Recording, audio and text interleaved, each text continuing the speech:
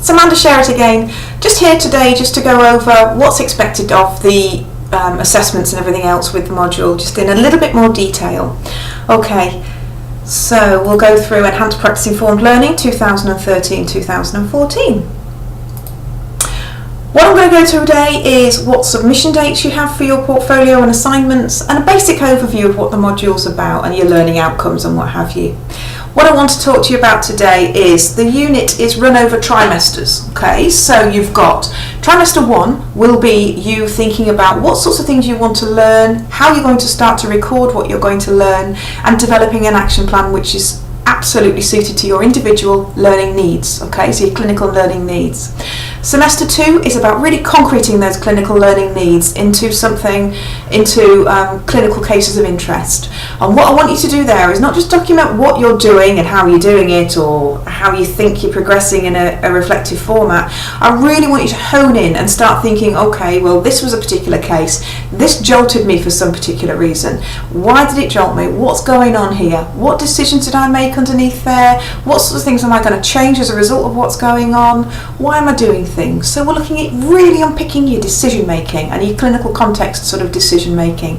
How you're driving your role forwards, what you can do to really change and make an impact with your role for your profession. You're not just here to replace junior doctors or whatever else, because you're going to be an enhanced practitioner.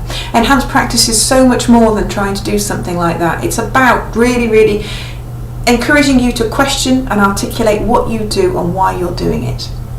Semester 3 will continue that process on and get you to really think about the interdisciplinary context of what you're doing as well. You know, what's happening with your medical mentors and preceptors and what have you, but also how you're engaging with that interdisciplinary team. Your learning outcomes will all be on the screen anyway.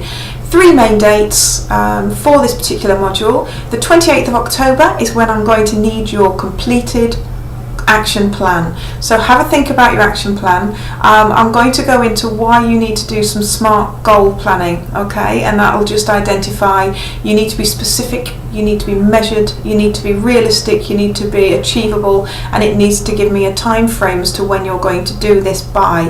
Okay, so what we're thinking about, what do you need to do, how can you prove you've done it? Can you do it within the time frame? You've only got a year. It sounds like a long time, but trust me, by the time you're finishing your portfolio off, every member of the last cohort was basically saying the time just went by so quickly. How are you going to use your goal? You know, if you think about you're setting a goal for example, to register on JETS or to become a non-medical endoscopist. So have a think about that goal. How are you going to do that? What resources do you need? You know full well you need to register on your line. You also need to get hold of a trainer. You need to make sure that you've got the time that you need to be able to do all the training lists that you need to do. And give us a time as well. You know, when are you going to actually do this goal by? So set me some really good, specific, achievable goals. And there's a bit more information on this little thing that'll identify what you can do. And there's a nice little tabled example that I can give you, and that's on screen now.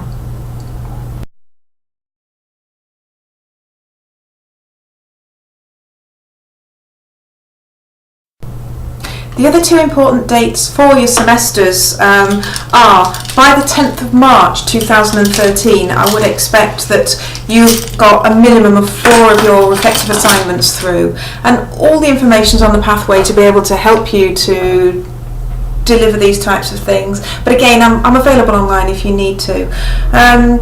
The only other really major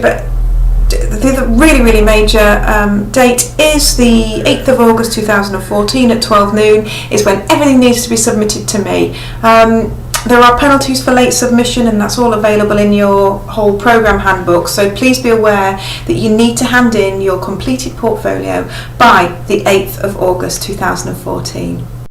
So while you're doing that, you've got your 3 dates for semesters. Your assessment consists of your just basically you're developing a portfolio. So towards the end of the whole module, your reflections will hopefully increase in the academic sort of the rigour that we get. I want references in everything. I can't see how you can qualify your practice if you're not sort of providing me with with the resources that you need, and you're not providing me with evidence that you're reading what you're doing. There's plenty of resources on the resource file. There's also pathways as well to help you when you're developing your portfolio. I hope you enjoy the module. The dates that you've got are on screen, just to remind you.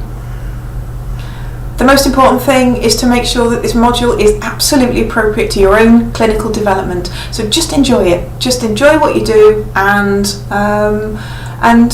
contact me if you need me. My contact details will be up at the end of this introduction.